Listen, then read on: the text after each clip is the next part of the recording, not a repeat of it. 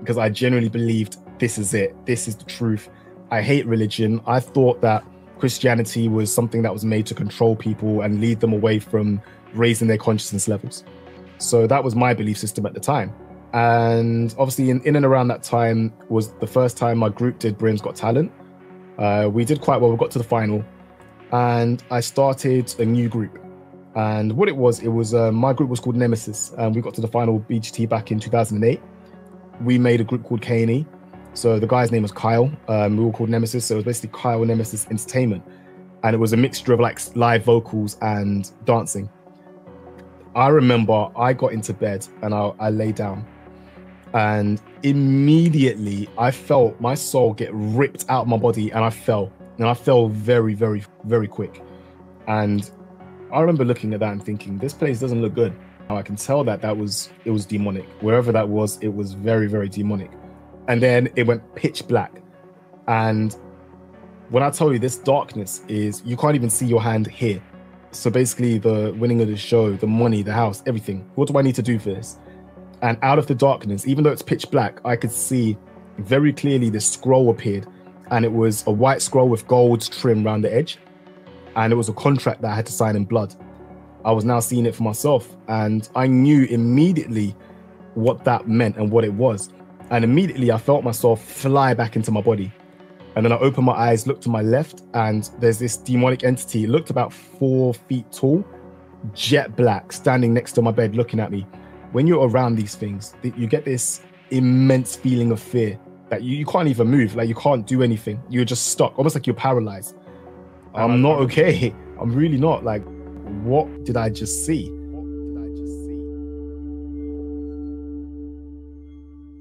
Hi, welcome to Touching the Afterlife. Our guest today is Isha.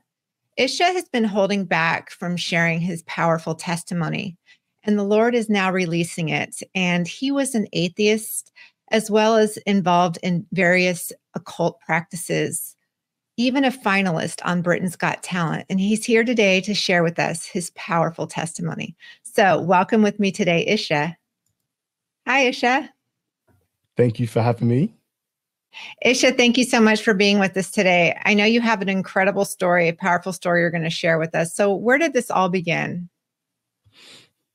Honestly, I wouldn't even know where to start because I've always been quite open to the spirit world. I didn't really know at the time what the spirit world actually was. Growing up, things were always a bit strange for me. I used to sort of see things, but not really know anything about it. And because you obviously, when you're young, you've got a bit of an imagination anyway. So sometimes you think, okay, whatever, it's nothing. But one of my earliest memories in life was living in, I believe it was near central London. And my family lived on a second floor flat. And inside that, I managed to lock myself into my parents' bedroom. So, and I was locked in from the inside as well. So they could not get in. So they had to actually call the fire brigade out to come and knock the door down and then let me out. So one of my best memories of that day is my brother and sister passing digestive biscuits under the door to me so I could eat. Because I was in there for a good maybe couple of hours before I actually got out. And as the fire brigade were basically taking the door down, I got instructions to move away from the door, maybe go into the bed and just wait in the bed until they've knocked the door down so I was safe. So I did that. So this memory turned into a situation where I was crawling underneath the bed, under the covers. And I remember kind of getting the sense that I wasn't alone. And imagine I'm crawling from like where the pillow is and I'm heading down the bed. From this side, this little boy comes up like that and stops. And we're looking at each other head on. And I remember clear as day, like he didn't have a t-shirt on. He had this like dark, pale skin, dark eyes, shortish black hair. He looked probably similar age to me at the time. I think I was about 4 years old. And we just stopped and looked at each other. And then we just went like that. And he went one way, I went the other way. And you would think it's crazy. You'd think it's a dream, but I was fully conscious. I was fully awake. The door came down about 10 minutes later. And I was already out the bed at that point. I hadn't gone to sleep. What I saw, I saw. So that was a bit of an indication that something had already opened a door in my life that I didn't open myself. I was already at that stage open to spiritual forces interacting with me physically. So that kind of set the stage for my early life, kind of growing up from there. So the next stage of my life was nothing short of traumatizing on a daily basis. So I used to get very, very serious spiritual attacks night after night after night after night. It was vicious. I got, on an average night, I'd probably have about 5 or 6 different horrific dreams, like horrific. And this went on every single night for years. And it got to the point I actually asked for help. Now, me and my parents at the time, we didn't talk as much as we do now. So I didn't really divulge a lot of the information about what was going on in my life. But I spoke to my mum about this, and she said, okay, maybe don't sleep on your back, try and sleep on your side. Maybe that will help you avoid the nightmares. And it kind of worked for a bit. And it's almost like the spirits realized that I was figuring out a way to avoid the situation. So I would wake up and I would just roll on my back. Or not, sorry, I wouldn't wake up. I would be in my sleep and I'd roll onto my back. And I would know that I've rolled onto my back in my dream, because I'll be having a nice dream and then immediately it will turn into an attack. And it would just be brutal, non-stop. And it got to the point where I couldn't actually wake up from the dream. So after a couple of years, I realized that, okay, if I can die in my dream, I will wake up and I'll wake up okay. So I used to try, when I knew I was getting into one of these dreams, I could feel it, because when these things are around you, it's like you can feel the energy from them. And for some people, it's this kind of feeling of absolute fear where you feel like you can't even move, like you feel paralyzed. And this was the early stage of that. It wasn't as bad, but it was like the early stages of that kind of sensation that I used to feel then. So I used to feel it coming. So I was thinking, right, I need to jump out of a window. I need to run into a road and be hit by a car. Like, that's generally how I used to think in my dreams to wake myself up. And for a period of time, that worked as well. And then they realized, okay, that's what he's doing. So they will then change scenarios. So if I'm trying to run out on the road, all of a sudden there's no cars. Or if I'm trying to jump out of a window, all of a sudden there's no window there. So they started blocking that as well. They'll try and find any way to keep me there. Obviously, at the time, I didn't realize that I was spiritually traveling. My spirit wasn't in my body. So if they trap you out there long enough, it's like you have an empty vessel here that's just waiting for demonic possession or demonic influence to a high degree. So it's in their interest to keep you out of your body. So yeah, things were like that for quite some time. And this was in your dreams? This was in your dreams, correct? Yeah. Every single night. I used to have at least 6, 7 of these every night without fail. Can you talk a little bit about, I'm not super familiar with the astral projection. I know you're going to go into that later, but is this a form of it? Yes, it's a form of it. It was something that I was doing unconsciously from whatever age I could remember, to tell you the truth. So astral projection essentially is a way in which you can separate your spirit from your body. Now, there's a process that you can actually go through and learn, which allows you to practice it and then be able to do it on will. So I used to be in communities of people who used to practice it, and they would manifest in your room if they wanted to. And it was really strange, actually, because I knew that I could do it, and I knew it wasn't because I was training to do it, but it was almost like a switch I couldn't turn on or off. It just happened when it happened, but I didn't have control. So as I got a bit older, I then kind of moved away from being more of an atheist and kind of moved into the New Age movement. And that's when I started learning all the techniques for how to astral project, how to train yourself, how to do it. The lucid dreaming, because they're not the same thing. Some people believe that lucid dreaming and astral projection are the same thing. They're two completely different practices. One of them is actually being conscious and being able to affect your dreams. That's what lucid dreaming is. So it's almost like you wake up in your dream and realize, hold on a minute, I'm actually dreaming. So then you can start manipulating your environment to have a better experience in your dream. That's what lucid dreaming is. Astral projection is when you physically remove your spirit from your body to the point where you can actually stand up in your bed, look at your body as if you're dead. Like some of the testimonies I've seen on your channel before, where people talk about, oh, I feel good. My chest doesn't hurt anymore. And then they look down and see their dead body and they're like, I'm gone. It's similar to that, basically, except it's a conscious choice you're making to separate your spirit. And you can actually see your body. You can see everything in the room around you, but things look different. It almost looks like you've got supervision. You've got powers you wouldn't normally have. You could fly through the ceiling. You could just float away. You've got amazing vision. I could see into people's houses. It's unreal. It's something else. But I didn't do it for the purpose necessarily of traveling. It was more to connect to the spirit world, because the belief system around that is kind of in that sort of direction where you have what they used to call ascended masters or spirit guides. So that was the kind of direction I went in. But I'll come back to that in a bit. That was kind of the next stage of life. But yeah, it kind of developed through a YouTube channel that I used to watch. And ironically, the channel that got me into it was also the channel that freed me from it at the same time. Over a period of about 4 or 5 years, I think I went in and I went out through the same vice that locked me in the first place. But I'll come back to that shortly. But just kind of going back into like the childhood sort of neck of the woods. So after a period of time, the nightmares got severe, and I was trying to figure out ways in which I could manage them. Now, one thing that I always found interesting about a lot of my nightmares is I always felt like I was falling.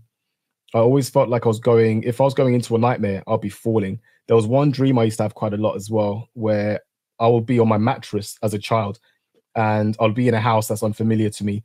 And it's almost like a stairwell that goes in like a square, and it goes up like that, spirals up. And I'll see people walking up the stairs, but my mattress is falling down the middle of the shaft, right down the middle. And I remember there was one where my dad was kind of reaching out, trying to grab me to save me. And I'll just fall into this dark pit. And then I'll wake up in my bed. And when I'm in the pit, it's pitch black, but I could see certain lights and certain things. And then as my eyes adjust, those lights and things, like the light from my alarm clock, as an example, like the red light, I'll see something else. And it will be like another light that's coming from the street light outside, which kind of indicates that I could still see things, but I was halfway conscious, halfway not conscious, but I was still seeing it. So it was like the early stages of me kind of being familiar with the fact that there are things out there that aren't easy to explain. But because I wasn't a Bible reader, I didn't really engage with that at all. I actually hated the idea of religion because I hated going to church. My mum was raised Catholic. She's not a Catholic anymore, but we went to a Catholic church in North London. I think it's called the Church of England. And I absolutely hated it. Absolutely hated it. I didn't get a feeling that I was learning anything. I didn't get a feeling that there was any sort of love. To be honest with you, I was bored. I was really, really bored. And I dreaded going there every single Sunday. The best time of my life was the hour when I left. So that automatically pushed me away. But one thing I find very interesting is a lot of people that go down the New Age route came from Catholicism. There's not that many that come from atheism or strict atheism. A lot of these guys used to be Catholics or Mormons who started to realize there were things wrong with their sect, and they look for something, and they tend to look for the thing that's the most opposite to what they were raised in. And the New Age movement is absolutely perfect for them in a sort of way, because it just accepts everybody, and it puts power into your hands to say you are the God. It's your energy. You can manifest whatever you like, similar to Scientology. All of these sort of New Age sects have very similar ideas. They're all very separate, but they all lead in the same direction, which is you are God. You can manifest. You need to raise us to the 5th dimension so we can break out of this consciousness and join what we used to call, interestingly enough, Christ consciousness. And that was the field we needed to get to for perfection, where we then become creator gods and we're happy and we can create our own environment.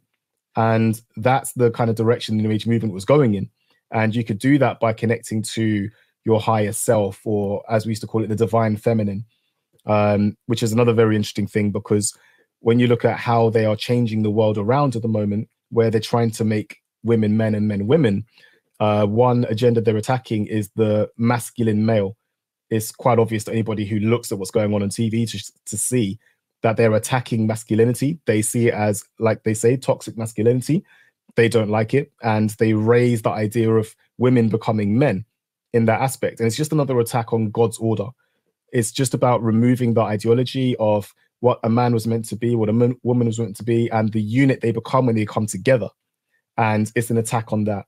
So all of these practices, as you come out of it and you see the truth, you see the reasons why certain belief systems are in place and how it's leading you away from God. And all of it is designed to lead you as far away from the Lord as humanly possible and put all of the power into your hands. And that is the direction I took as my next phase. So it was, yeah, it was pretty intense. So the next kind of part kind of then led into all the astral projection. And then I flew out to Ireland and had quite an experience out there as well. So yeah, it was pretty intense. That was in and around sort of 12, 13 years old. Wow. I think it's interesting how the devil tries to play from this playbook of, I'm going to meet a need that you have, a longing, an emptiness. And it starts off looking good, but little did you know how demonic it is. So tell us, Isha, how it went from there at 13. What happened next? Yeah, so I went from where I was at that point, and I was like, yep, I'm just fully atheist. The dreams were still quite bad. And then as I kind of grew, what really triggered it? So this was probably nearer to about, I would say 16 years old is probably when it started. And a family member introduced me to a YouTube channel called Spirit Science. And I remember watching a video, I think it was called The Video of Creation. And all it is an alternative explanation of what happened from creation all the way through to where we are now and what we need to do to get back to where we were before.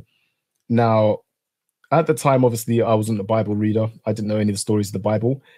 Now I kind of look back. I'm still getting to grips with the Bible. I'm reading it. That's one of the things I've really made a covenant with God recently to say I am going to get better with reading my Bible, because if you don't know the Bible, you don't know God. So I'm making more of an effort to go through it. But I knew elements of the Bible from certain sections already, and I knew a lot of the stories, so I could draw parallels to what I was doing before and what I believed in and what the New Age movement was trying to lead me towards. So like we all know, right, the devil, he doesn't really create anything. He uses us. We're the ones that create things, but he uses us to create his world and his vision, right? Now, if he's not creative, what is he going to do? He's going to counterfeit. So the whole Spirit Science video, it mirrors almost perfectly with Genesis. So it talks about how at the beginning we were amazing beings. We had this like what's the word for it? It's memory, which was like a movie. You could remember everything from your first day up until that point, like a movie, 4K, like brilliant memory, amazing vision. You can see everything and anything. All your senses are heightened. And that's basically a description of the spirit world and how we are when we go to heaven, which ironically is what it was like in the Garden of Eden before they fell. So it's again mirroring what happened in the Garden of Eden. And then it describes a time where people fell and there was a great fall. They call it the Great Fall. They don't explain why it happened. They just say that we fell and we lost our memory. We lost a lot of our strength. Our lives became shorter and we fell down in consciousness. That's what they say it is. And then they say we have, I think it was about 24,000 years to go back to Christ consciousness. And if we don't achieve it, then we will never go back. So that whole ideology was you have to meditate. You have to raise your vibration, your energy, like people like to say. And you need to raise that to a level where, as if everybody gets to that level, the energy fields around the world will be strengthened and you could raise the world into the next dimension, which is going to be a much better dimension. Everyone's going to be happier. It's all love, all singing, all dancing. And the people that were doing this work were mostly called either like star seeds or indigo children. And I remember asking someone what the difference was. And one woman told me indigo children were born 1987 and before, I believe. And star seeds were after that. So they considered me like an indigo child. And for anyone who's wondering what this vibe is with Chris Brown when he's talking about indigo, especially he made an album, I believe, called Indigo. Now you can see why. And that's why it's got all this sort of mystic, pagan imagery on the video. And anyone that's been on his most recent tour would have seen very strange imagery, including like devilish looking cherubim in the background, like massive statues. When you know these things, you start to draw the lines and you see, okay, they're telling pagan stories, essentially. But they're hiding it and wrapping it around things like entertainment and artistry and spirituality is like basically the buzzword for it, right? So they're just hiding it in plain sight. So I was learning all of this knowledge and I was like, oh my days, this is the truth. This is it. This is what I can do, because people always want to get their hands on something that is tangible. They don't want to have faith. People want to have control. But what that is pride. People want to have that pride to say, I did this, I did that, my works did this. And that's ultimately what led people to fall in the first place. They believed, oh, well, I need to have all that knowledge. Why is God holding out on me? That's the lie that Satan told Eve in the Garden of Eden. And it's the same lie that he's telling us now. You guys have got this. You guys can do this yourself. You need to raise your consciousness level. You've got to work hard on that. And together we're going to come up to the fifth dimension and live amazing, beautiful lives. And a lot of people that believe that will then wake up in hell, and they're not going to be happy that they were deceived so easily. And I went all the way down that rabbit hole, and it all leads in one direction. Once you go down that way, it leads down to the alien deceptions, and I found my way to things like the Pleiadians. So there's a whole belief system of aliens in space. You'll probably see it from ancient astronaut theory and stuff like that. It's always on History Channel on Sky, interestingly enough. And they'll talk about things like this, like the ancient civilizations, and they'll always attribute it to aliens, but never do they consider the fact that these aliens could actually just be demonic spirits from another realm. They always have to say it's aliens, when in reality it's just demons and fallen angels. They're essentially the same thing. It's just Hollywood has trained people to see aliens as one thing and demons and God as another. So we need to bring those things together because they're very much the same. Now, I used to watch videos of people channeling alien entities. I think they used to call it the Council of Light. And the belief system around that is there's an alien galactic federation that it wants to help mankind, and we're trapped in this prison and we can't get out of it. So they're basically trying to help us spiritually. They're going to send people down to help us, and they're going to raise the consciousness level so that we can break out of this 3D prison and come into the fourth dimension and the fifth dimension, and then join our space brothers and sisters in a better life where we can travel around the solar system. That is kind of where that belief system goes. They also have things like the Archons. They believe in the Anunnaki, which is also on the History Channel on the ancient alien theories. They believe the Archons and the Anunnaki were the ones that actually created mankind. And they have the drawings of these beings, very, very tall, with like almost like pelican heads. And they're actually drawn on the side of Egyptian temples and pyramids. And they believe them to be the Anunnaki, who were the ones that came from space, and they fought a galactic war. They took over Earth and they enslaved all of mankind to do all of their work. And we're still on the roll now. And this whole reptilian theory that we're controlled by this reptilian race, which is also very interesting when you look at some of the testimonies I've seen on some channels, and they describe some of the demons they see in hell as having scaly skin and eyes like reptiles. So if that's not another indication that you're being deceived and that what you're seeing are actually demonic entities masquerading as aliens or something else, the parallels become very, very obvious.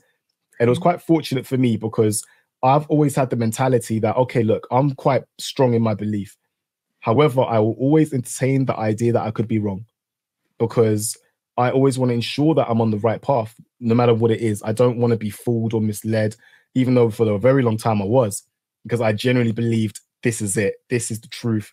I hate religion. I thought that Christianity was something that was made to control people and lead them away from raising their consciousness levels. So that was my belief system at the time. And then I went to the next step where I was starting to actually practice astral projection. This was in and around 2020, I'll say 2014, roughly. I started practicing it because I couldn't do it on will. And I wanted to be able to just lie down, meditate, bang, I'm out and I can fly around and have fun. So I started practicing the techniques. I watched a lot of videos on it. I started practicing quite a lot. Now, 9 times out of 10, when I tried to do it, especially at night, I'll just fall asleep. But then my spirit would separate by itself because I had it from birth. I was always open to the spirit world. So there'll be times where I'll try it and I'll go through the phases. They're like certain things that normally you'd feel before you know your spirit's exited your body. One of them is you start seeing like flashing lights. then everything starts to shake. It's like you're in an earthquake. And then out of nowhere, everything goes still. And then you'll just float out of your body. And that's the last phase before you come out, and then you can travel. So I used to practice that all the time. And I used to have, I would say, unofficial spirit guides, because I used to have these dreams where I was being shown things. I had one where I was being shown how to mask my energy. So I remember being chased. It looked like I was in the middle of Italy or something along those sort of lines, like Venice. And I was running through the streets and there was a crowd chasing me. And this being was kind of talking to me. I couldn't see it, but I could hear it. And it was saying, do this, and then they won't be able to find you. So I'd like concentrate in a certain type of way. Then all of a sudden, these people are looking around like, where did he go? And they can't find me anywhere. And I knew, and there was another child there as well. He looked maybe 15. He was also being trained by these entities. I knew that he was a real person from somewhere, but he was going through training the same way I was. And that was just one example of all the things they were trying to show me. There was another dream that I had where I was trying to project, and they were showing me the constellations in the sky, because these things are very important to them. They base a lot of their ideology off what the stars are doing.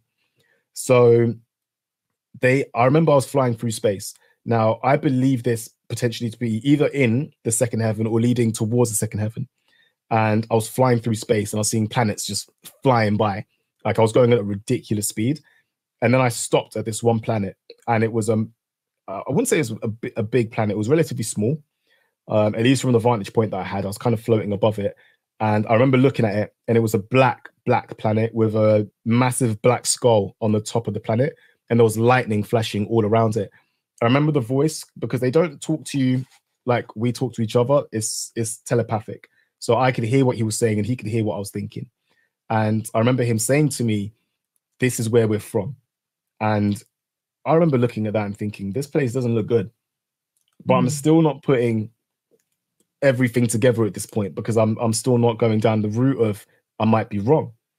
But it just looked dark. And looking back at it now, I can tell that it was demonic. Wherever that was, it was very, very demonic. And then I went back into my body. And I had lots of experiences like that where I'd come out my body, I'd fly around. There was one I saw as well, which I think you might find very interesting. I don't think I told you this one before. So I had a astral projection where I believed I went into one of the heavens, because the floors were paved with gold. There was massive, almost like castles, but it was beautiful, absolutely beautiful. But on my way out of my body, I remember flying through the roof and I could see into someone's house. And what I used to call them was shadow people. So what we used to believe in the New Age movement were what we would perceive as demons.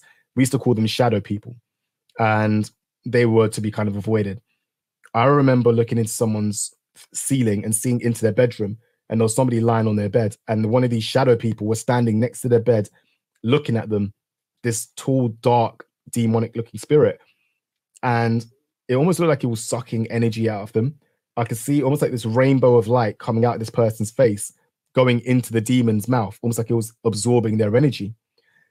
And I just saw it as, oh, the shadow people are just, because they feed on fear, that's what we believed. It's just feeding on fear. Nothing's going to happen to the person. They're asleep. It's fine. It didn't really register to me like that.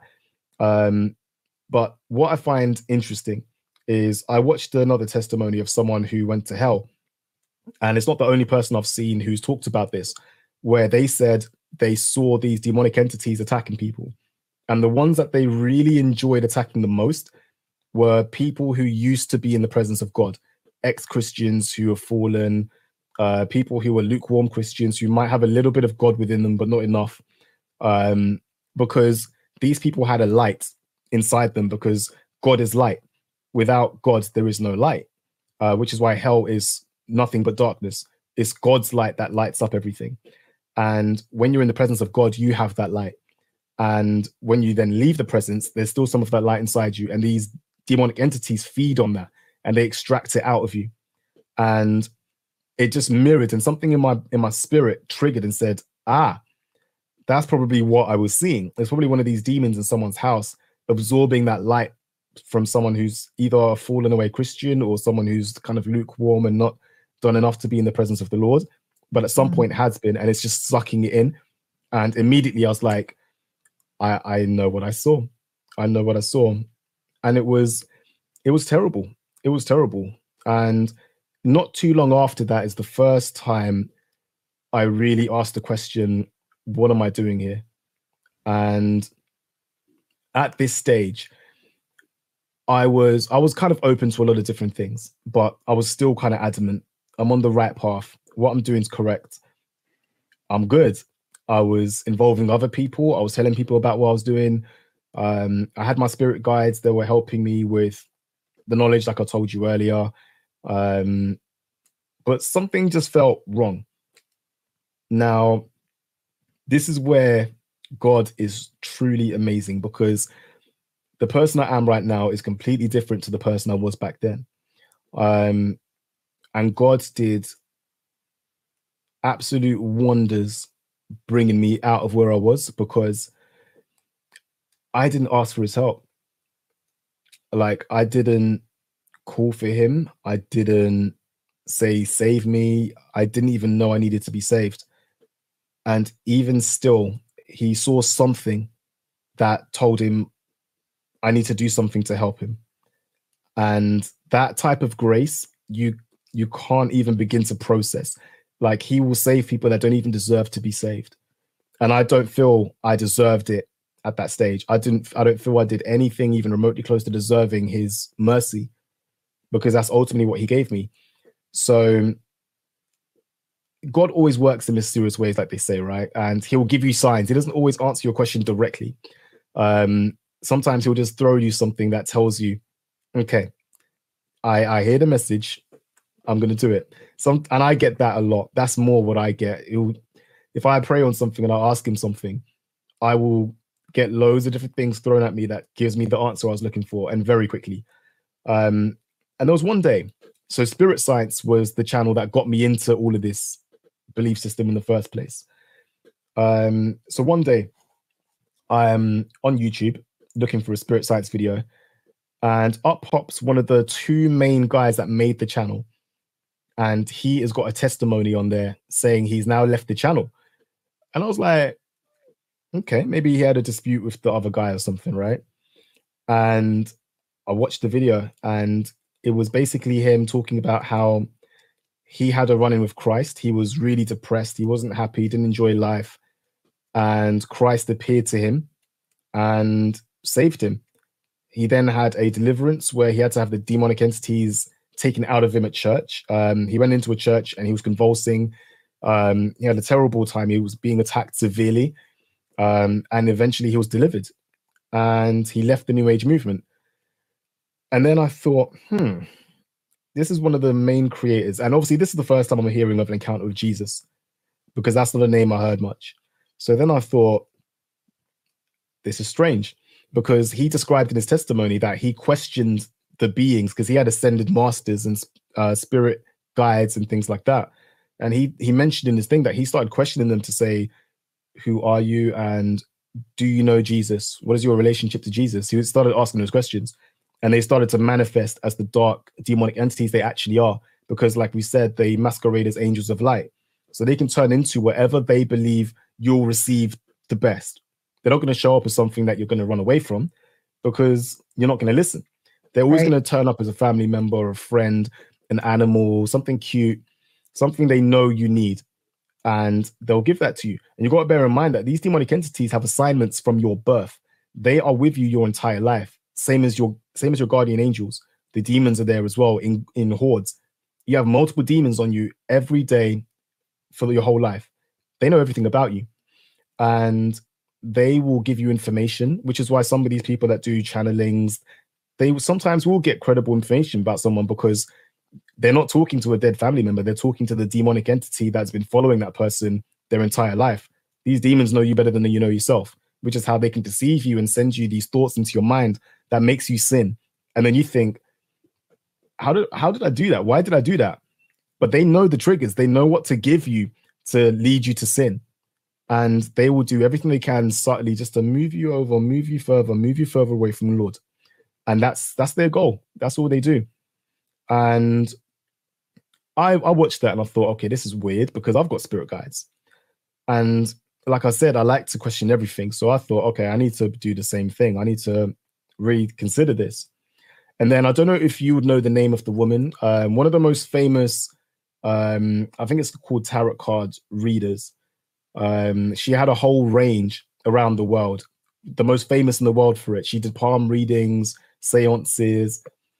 She then converted to Christianity as well. And she was getting absolutely slandered from the whole New Age empire. They were saying, oh, she's done it for the money because there's more money selling fake products to Christians. She actually lost money. She had a massive, I don't know how many bedroom house, I think in Texas. She lost the house, but God is worth it. God is worth that sacrifice. And she left it as well. She had an encounter with Jesus. And that tells you everything you need to know. So I saw that and I thought, okay, I need to question this. So the next time I saw them, I asked the question and I said, do you know Jesus? Is Jesus real? And I went straight back into my body. And then I was like, right, what's going on here? And it felt dark. I felt like there was a very dark presence around me. And then this then earmarks the period where I started a very slow conversion to Christianity, because I started getting attack after attack after attack. And these were vicious attacks, like very, very bad attacks, worse than my childhood. And they attacked me in every way possible. They went after my health. They went after me financially. They went after me spiritually. They would threaten everything and anything they can, including family. They went after me in a very, very big way. And it was violent. So obviously I've had that first experience and I'm not completely out of the New Age movement, but I felt a certain type of way. So I was one night in bed and I was doing a bit of meditation because I wanted to do some astral projection. And halfway through, this pattern appeared on my ceiling. It was like almost like the flower of life. It was like a cage around my roof and it was like burning red and I could see it. And I was like, that's new. I've never seen that before. And then I remember falling asleep, but it was like I was sucked out of my body. And I was in this massive field, like a grassy hay field. And I looked up and this giant demonic looking old man's head was coming down from the sky with his mouth open like he was going to eat me. And I knew, because when you're in the spirit world, everything is more real than it is here. It's hard to explain unless you've actually seen it or felt it, but your senses, your feeling, pain, hunger, tiredness, everything, your vision, all your senses are heightened. It is way more real than what you feel here. And I knew this spirit was coming to eat me. I knew because of what I felt before. So I knew then it was a demon. Now, I wasn't thinking in the sense that, oh my days, I need to call out to anybody, because I didn't know who to call out to. But I knew that something was coming to eat my soul. And it probably got to about maybe 5 or 6 meters from coming down to me. And then it disappeared. And right behind it in the clouds, it was pretty far away, but I could still make out the clouds opened up like that. And there was bright light coming down. And inside the light, I could see 3 figures. There was one here, and one here. And they were just looking down at me. And I could see them. It was like they were sitting on a cloud. And they were looking right down at me. Now, at the time, I didn't immediately put together who or what I was seeing. I just knew that whoever that was had just saved me. And it wasn't just one of them. There was 3 distinctive figures in the sky. And obviously now I look back, I know that it was Jesus, Yahweh, the Holy Spirit, and they were looking down on me. I know that now. And they saved me. That was the first time that they saved me, and it wasn't going to be the last either. And that's one of the examples where I say I didn't deserve it. It was not like the others where people call out to Jesus and he appears. I didn't even call out. I didn't know to call out, but he saved me anyway, which was, it's powerful. That's really, really powerful. It's crazy when you think about it now. The person that I could have been if he didn't show up. It's yeah, it's something else. Absolutely something else. So yeah, things got bad. I had attack after attack just like this for a period of time. And obviously in and around that time was the first time my group did Britain's Got Talent. We did quite well. We got to the final. The show in itself was a bit of an experience, up and down, but it was an amazing experience for us. We were quite young. We were about 20 years old, I believe, at the time when we did it. Fully unprepared for the entertainment industry. Nobody prepared us for it. It's got its good side, but it also has a very dark side to it as well, which we were lucky not to experience all of it. But I knew it was there. I could feel it, and I could see certain people. You probably want to avoid them. I could just feel it. But that, again, because I was open spiritually from a young age, I had a good power of discernment. I could discern somebody's energy and someone's intentions very quickly. Just from looking at them, I could see very quickly that's a dark soul or that's a good soul. I can tell. And a lot of people I was around, I could feel it. These are not good people at all. They're dark, extremely dark. And there's others that would have had it a lot worse than us. Now, fast forward a little bit, and I started a new group. And what it was my group was called Nemesis. We got to the final BGT back in 2008. And we teamed up with another singer from a group called Fundamental. And we made a group called K&E. So the guy's name was Kyle. We were called Nemesis. So it was basically Kyle Nemesis Entertainment. And it was a mixture of like live vocals and dancing. So we kind of started, it was going quite well. And I remember speaking to him and I was saying, look, we need to make a pact that no matter what is thrown at us, we stay right with God, because I know how these things run and I know the temptations that are going to be there. And at this point, I was starting to get my head around Christianity, but I hadn't made a solid decision on where I was going to be, because I knew there was other religions. So I was like, okay, I need to look into this further, but I know that whatever I was doing before was not okay. So I started sort of shutting those doors. I'd stopped meditating. I'd stopped doing all the new age practices, all the crystals, the healing, ayahuasca, DMT, all of those sort of things that open you up to the spirit world, open your third eye or awaken your chakras. Avoid all of that. Yoga, avoid it. People think yoga is completely harmless. It is not.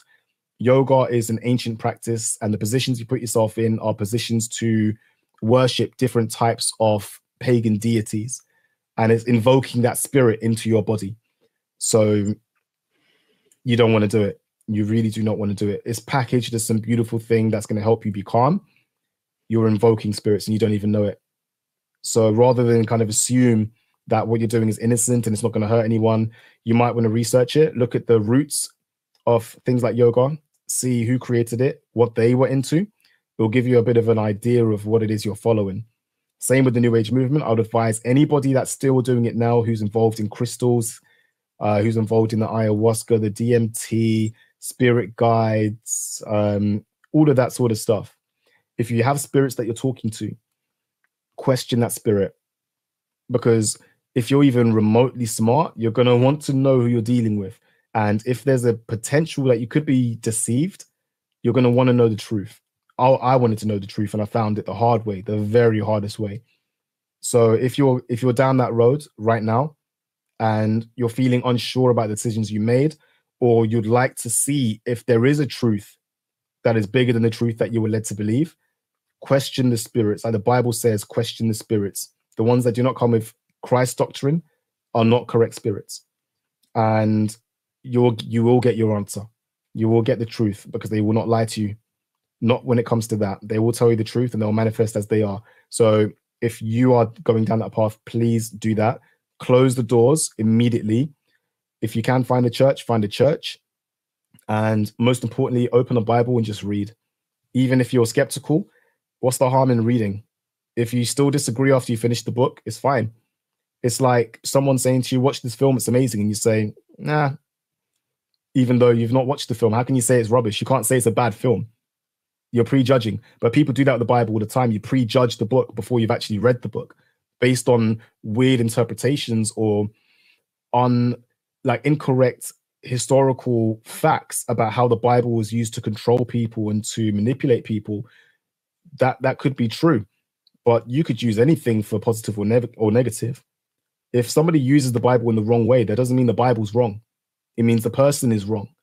And that's something people can't get their heads around. Christianity didn't enslave Africa, as an example. White slave owners enslaved Africa using the Bible. Doesn't mean the Bible's wrong. Doesn't mean that the Bible's evil. It just means that people used it as a tool to enslave other people. So you need to remember that when you're thinking about these things and think, well, no, because I don't want to be like that person. Well, that person isn't like the person in the book they're holding. And that's something that you need to always keep in mind. So anyway, going back to what I was saying. So I got really badly ill. I think this was around 2017 now. I got really ill. I had a chest infection and I had tonsillitis. I went to hospital with a 41-degree fever, I believe it was. They gave me some pretty good medication and sent me home. So I went home, I went straight to bed, and I was lying in bed. And obviously, like I said to you earlier, there's a process you go through when you want to astral project. You have to think, you have to see the lights, everything shakes, and then you come out your body, right? I remember I got into bed and I lay down, and immediately I felt my soul get ripped out of my body, and I fell very, very, very quick. And I remember thinking, whoa, what on earth just did that? And I remember thinking, this is not a normal spirit that's attacked me this time. This one is very, very powerful. It's a principality at the very least that has done this one, probably even the devil himself. And I was shown a vision. And within that vision, I saw my dance group, K&E, on stage at Britain's Got Talent, getting a standing ovation from 4 judges, all of them standing clapping. This is the audition stage of the show. I then saw my group on the stage in the final of the show, getting a standing ovation and being awarded the winners of the show for that year. I then got an image of me and my girlfriend and our son at the time walking around the park. And it was beautiful. You could tell that the area we're in was amazing. We had a massive house. We had loads of money. We were rich beyond belief. And we were walking home. And I remember opening the front door to go back into the house. And I saw my body sleeping at the end of the hallway. It was the same house that I was in. And I saw myself sleeping.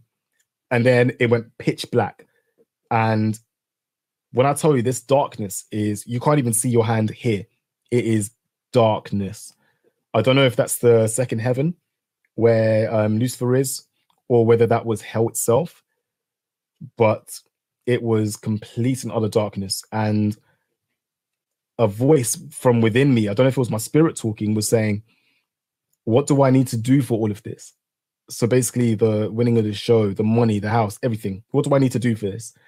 And out of the darkness, even though it's pitch black, I could see very clearly this scroll appeared. And it was a white scroll with gold trim around the edge. And it was a contract that I had to sign in blood. Now, luckily for me, because I like to do my research on things, especially if I realize something I've been doing isn't right, I'm going to research it like there's no tomorrow to figure out what I was doing wrong. So I'd seen lots of videos of people talking about being offered a contract by the devil. I'd never really quite believed it, but I was now seeing it for myself. And I knew immediately what that meant and what it was. Now, I didn't even have to say no to the contract. I didn't even reject the contract. I just had the thought in my head, and that was enough. The spirit can hear your thoughts. And immediately I felt myself fly back into my body. And then I opened my eyes, looked to my left, and there's this demonic entity. It looked about 4 feet tall, jet black, standing next to my bed, looking at me. It didn't say anything, but when you're around these things, you get this immense feeling of fear that you can't even move. Like you can't do anything. You're just stuck, almost like you're paralyzed. And I remember looking at it, and it stood there, and then it started slowly disappearing. And then my partner walked into the room just behind it as it disappeared and was asking if I was okay. And I was like, I'm not okay. I'm really not. Like, what did I just see? Now, fast forward about 2 weeks, I get a phone call from ITV saying, we want your new group on our show. And the timing wasn't lost on me that I got an offer for my group to win that show. If I sold my soul, we would have won that show. And at first I said to the guys, I don't want to do it. And then we thought, "Do you know what, actually, let's just give it a try. It's a bit of fun. We're not going to take it seriously." And then we got knocked out in the semi-finals, and there was a lot of things that happened. I'm not sure if I'm contractually allowed to say exactly what happened. I know that the week of the semi-final, our music got completely changed. So we couldn't use our music that we had prepped up until that point, which meant we had to change our whole routine. So we went out in the semi-final stage. And then after that, we kind of toured for a bit, and then COVID came in, and then that shut down the whole entertainment industry. So we didn't really do any work at that point. But by then, I'd already made the decision that Christianity is the route that I'm going to take, because I researched all of the religions. I was like, I can't be wrong again. I can't be wrong again. I need to make sure that what I do next is going to be the right path, because there's a lot at stake here. So I researched Islam. I researched Judaism. I researched Buddhism. Now, Buddhism I wrote off very quickly because it's so similar to the New Age movement. The way you do things, the idea of the energy and things like that was just too similar to New Age. So I wrote that off immediately. I was like, no, I'm looking for something that doesn't match up with what I was doing before, because it's more likely that if something shares ideologies, especially so closely with what I was doing, that was virtually, not even virtually, it was Luciferian, then I know there's a very good chance that it's been tainted by the same brush. So I need to move on to something else. So I research. One thing I noticed is every single one of those religions are works-based. You go to heaven, or you go to nirvana, or you go to wherever your holy forever place will be, because of how many good things you do in this life. Your good thing can outweigh your bad, and as long as you do enough, you'll end up going up there and you're good. That is pretty much every belief system that I saw. There were smaller things within those belief systems that I didn't like, some things in Islam, some things in Judaism. But then with Christianity, when I read the Bible, you have this immediate knowing of truth, and I read it and I was like, this is it. This is the truth. It explains perfectly. Then I started to research and realize that Jesus is overarchingly seen as the savior. And then I thought, isn't it interesting that, because I'm very logical in how I think. I always like to think, okay, what makes sense here? There's always patterns and things. You can always see patterns, right? And I found it very interesting that all of the, I'll say the big three, right, which would be Christianity, Islam, and Judaism, all of them have one thing in common. They believe the Torah, the Old Testament, and they believe in Jesus. I find that very interesting. However, the Bible, if you read that, it doesn't believe in Muhammad. It doesn't believe in the Kabbalah or Judaism as a whole as it is now. It rebukes them, but it does not, it just doesn't agree. But the others have to agree with that. But then they change small things, like in Islam, where they say, okay, well, Jesus is only a prophet. He was great, he was amazing, but he's only just a prophet, right? So they reduce what he was. And then I thought to myself, isn't it interesting that they have to do that? Because when I think about the perfect lie, because the New Age movement is exactly that, it's perfect lies with a little bit of truth. Oh, sorry, it's the other way around. It's a lot of truth with a tiny bit of lie. And that tiny bit of lie is what leads you astray. So I looked at that and I thought, it's very interesting, because if I was the devil and I wanted to lead people away from God, I would tell a lot of truth and then add a sprinkling of lie, because it's harder to detect. Now, everyone seems to agree with this book, other than very small parts that change things, but that very small change is just enough to lead you away from the creator. And it's the only one that did that. And I found that very interesting, because that fits in with the perfect lie theory. So immediately I thought, okay, there's a red herring there. These guys seem to be agreeing and also perverting the message of this particular book. And then you look at the world. I worked in entertainment. I've seen how things are. You can mock Christ, you can mock Christianity all day long in entertainment, and no one will bat an eyelid. But do you ever see anybody mocking Muhammad at the Oscars, at MTV Awards? Do you ever see that? Do you ever see anyone say anything about Judaism? Because it didn't go well for Kanye. So, I mean, people don't do that. But yet you see little Nas X putting out music videos of him on the cross. And people just have to be okay with that. People mock Christianity all day long in entertainment. Sam Smith, all these other artists, Beyonce, And one thing I wanted to add when it comes to the music videos, if people watch these videos and truly understand them, you will start to realize that what you're watching is a baptism into Satanism.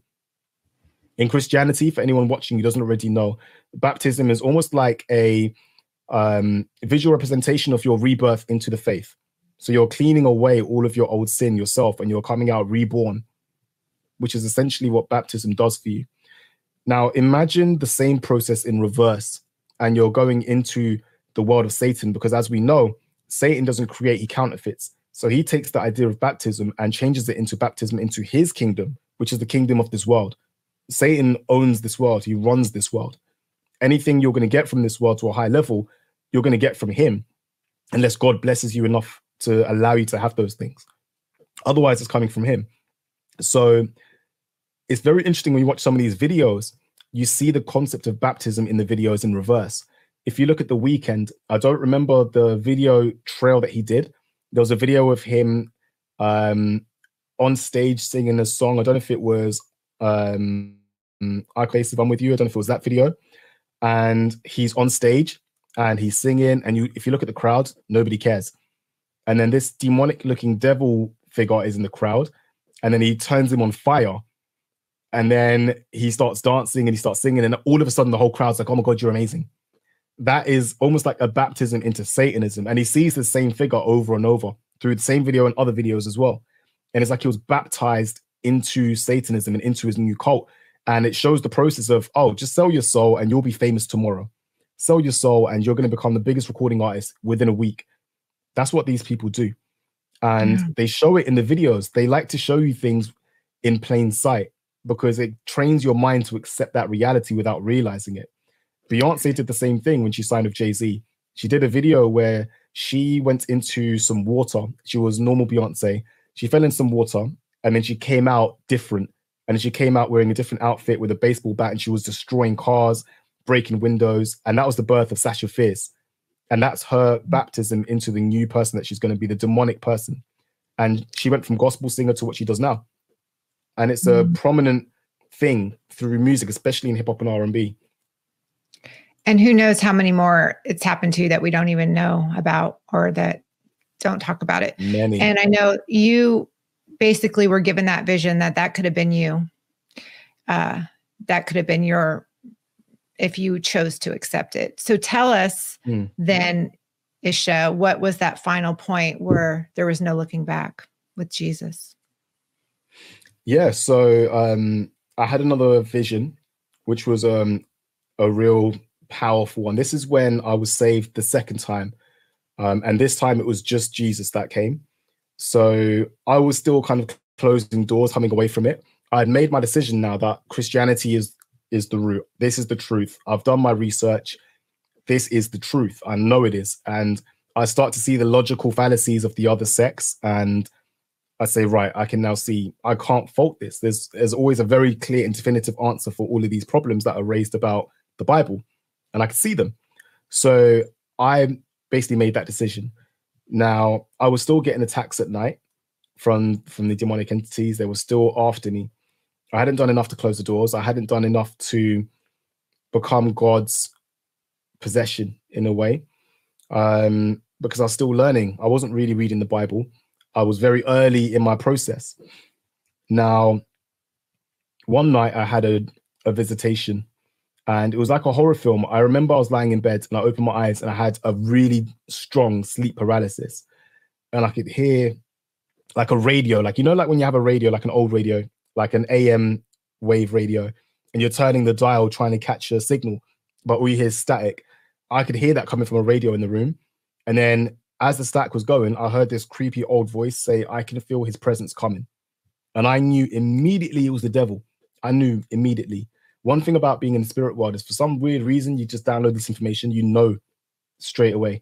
It's not like you read a book and you learn. It's the information's just there. I knew who was coming and the whole room was shaking and then it just stopped. And I remember I was in my bed, I had the covers kind of up to my neck. And then this gremlin looking demonic entity jumped onto my chest and it was like shouting in my face and it was like holding me here and like grabbing me.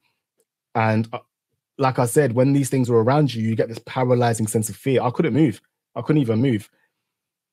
And then I remember all of a sudden this bright light appeared behind my bed, white, pure light. It just appeared. And this entity looked up in complete fear and it just disappeared. And I knew immediately it was Jesus standing behind me. I knew immediately, but I was still paralyzed. I couldn't move. I don't know if it is in the book of John where it discusses where he sees Jesus in his true majesty and he falls at his feet as if dead. It's a similar sort of feeling because his majesty is so strong. I was still on my bed. I wasn't moving, but I could see his beautiful light coming from behind me. And I remember he said something to me and I will never forgive myself for not writing it down there and then. I remember waking up the next day and I told my mum and she was so happy because my mum is a die-hard prayer warrior Christian. She's tried so hard to get me to church. She's tried so hard to get me down the right path. And I was gone the other direction. Isha, you know what I noticed, which I absolutely love, and a lot of these testimonies of salvation and finding the truth is that there's always a praying mom or a praying aunt or a praying friend. And I see this common theme. And I see that with you. Praise God for your mom. Praying for her. It's honestly amazing because like the Bible says, man, God likes to hear people that pray in groups. Multiple prayers will help you. And there was one case in the Bible where someone was saved purely because of the prayers of their friend. So prayer is powerful. We have to pray every single day, not just for ourselves, not to say thank you or Lord, I want a taxi over here because I'm broke. Lord, I want a new business. Lord, like it doesn't work that way. He's not a vending machine where you put in 50p and you get out everything you want. Your hopes and dreams just fly out. Like he wants a personal relationship with you. And you got to talk to him like he's there. You got to talk to him like he's your friend because he's always with you and he wants that relationship with you on a day-to-day basis. And having people around you that can pray for you, especially a parent, a friend, a church they can go to where there's some good Christians there that will pray hard is so invaluable. So invaluable. Funnily enough, I watched the testimony of a guy from Uganda. You've probably seen it as well, of the guy who was married to a witch the day he was born. Have you seen that one? No. It's one of the most incredible testimonies I've heard in my life. And he was a very high-ranking witch. And I remember there was a part, and it changed me a bit because I didn't realize the power of prayer until I saw this.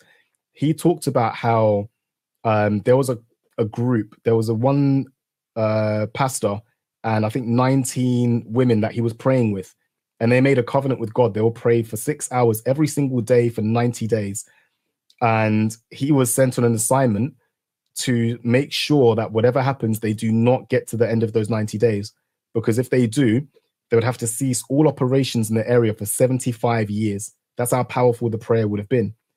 And it just kind of dawned on me. And it wasn't just the fact they were praying in a group and they were praying for a sustained period of time. And it was every single day. And and not just that, but it was a covenant with God. When you make a covenant with God, stick to it because it is so important. And it rained into me, oh my days, just because these people were praying, they wouldn't even be able to operate in that area just because of the power of the words that they were saying. But then it makes you think, well, how was the world created? How was the universe created? God spoke it.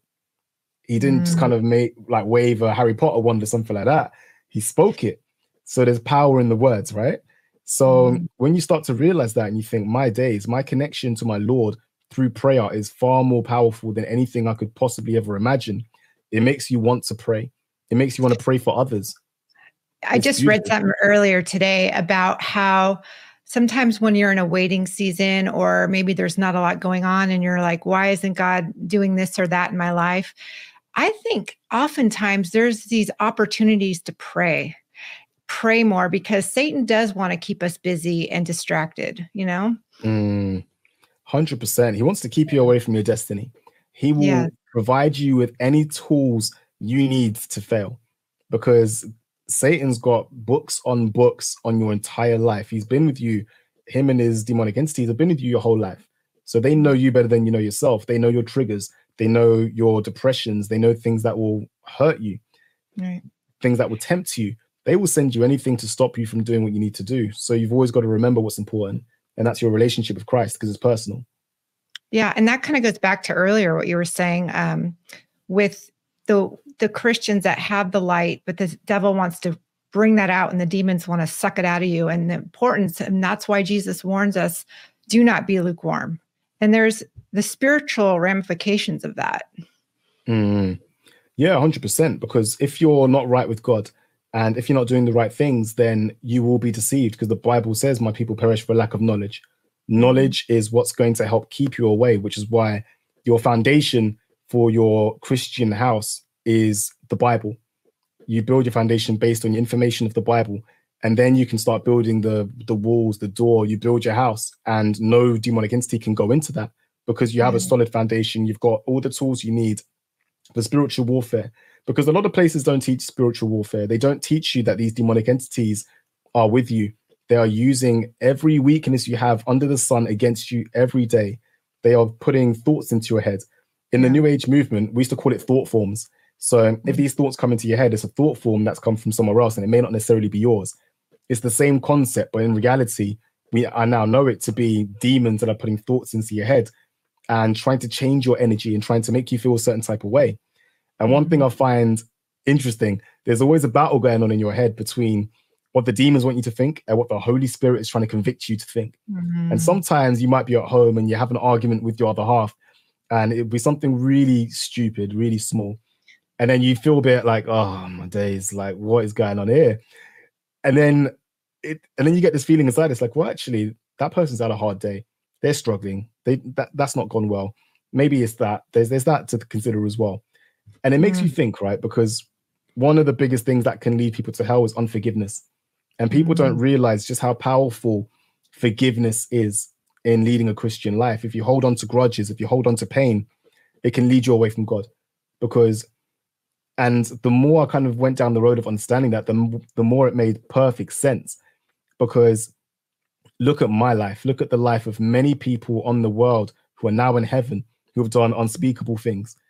If Jesus can go to the cross for every single one of us and go through what he went through and forgive us for that, how can we not forgive someone for accidentally bumping into us on the street? How can we not forgive someone for doing us wrong one day because they had a bad day? Why would we hold on to that anger when the person that we're trying to become already forgave you for all the things you haven't even done yet? And when you consider how powerful that actually is, you start to realize what's most important. And what's most important to you is how you're going to get to heaven, how your family is going to get to heaven, and how everybody around you will get to heaven. It's not just about yourself. It's about, you want everybody to be there. You don't want anyone to suffer, because hell is horrific. People think hell is a place where sinners can go and sin and do bad things, and it's like a party. It's not. Hell is a place of absolute torment. Absolute torment. Your senses will be 10x, 1,000x what they are here, and all you feel is nothing but pain and misery forever, and a feeling of absolute hopelessness forever. We don't want anybody to do that or go there. And so that's why the Lord is really having us in this hour share. And I appreciate you bringing to knowledge, or bringing to light, I should say, so many pertinent truths. And I appreciate your testimony and everything that you've gone through. God is using it for this exposing, and to know how good he is, how merciful he is.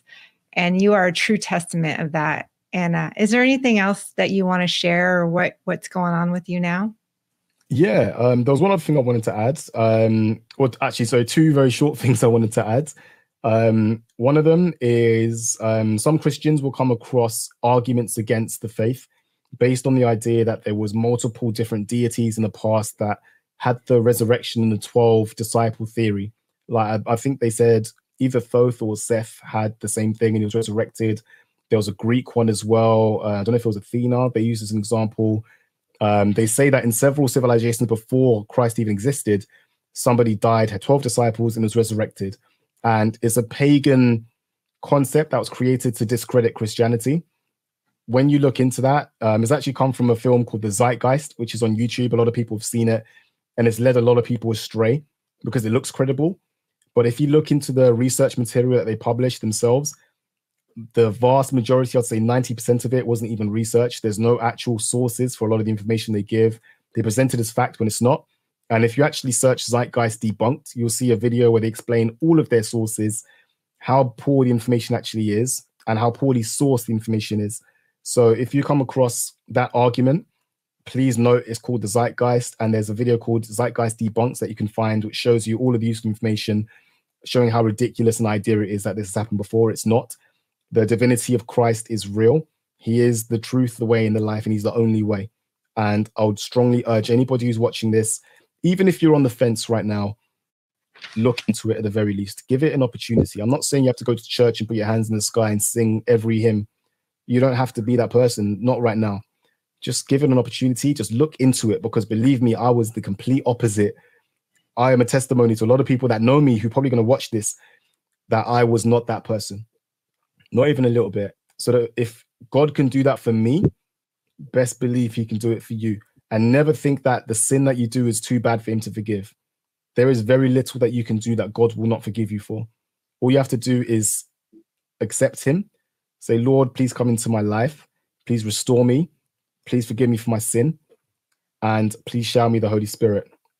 And move on from there. Read the Bible, get to know him, and he will reveal himself to you over a period of time. In time, not yours. So that's all I'd say on that. I'm actually looking to create some videos talking about some of my experiences and giving some useful information for people coming out of the New Age, or people that are almost about to go into the New Age, for how to help them see the signs that what they're doing is wrong, how to kind of lead them away from the deception, and to help them lead a better life. If they become Christian, absolutely amazing, and help them in their direction to do that. If they don't, I would always love for them to come down the line, but I would always give them the support that they need to make sure that they can close the doors that they opened. So it's actually going to be called Isha Christianity Network. We've not uploaded any videos. This is a very new direction for me, and it's something that I've only very recently, within the last week, decided that I'd like to do. I've been kind of umming and erring about how I want to give back to the Lord, and he's spoken to me very strongly to say that he wants me to help people. He wants me to spread my story and to help people who have been deceived the same way that I was deceived, to move away from it and to find him and to bring his children home. So that's what the channel is going to do. We'll do some podcasts, we'll interview some people, and fingers crossed we'll help a few people get right with the Lord and stay away from sin and live better lives. So it's called the Isha with ISHA Christianity Network. And yeah, hopefully the first video may be up by the time this video comes up. But there will be videos coming out. So please keep a lookout. Please subscribe if you can. I would really, really appreciate it. It's not for me. It's for the Lord, honestly. This one's for the Lord. So it made me feel very uncomfortable. Even doing this, it took me years to give this testimony. I always found reasons why I was going to avoid doing this. I don't know if it was because I thought people would look at it and think that I'm weird, or like, it's not a normal thing to go through, right?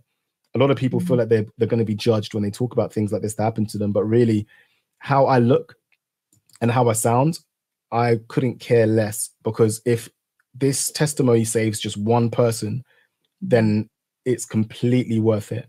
So I would give it over and over if it meant that people could be saved. And that's what I'm hoping the channel could do. So I really appreciate you giving me the time to kind of share that, because I've held on to it for so long, and I've been told spiritually, you need to do this, you need to give this, you need to give this. Share. Yes. And thank you again for coming on. Again, I will say it again, your voice is needed in this hour.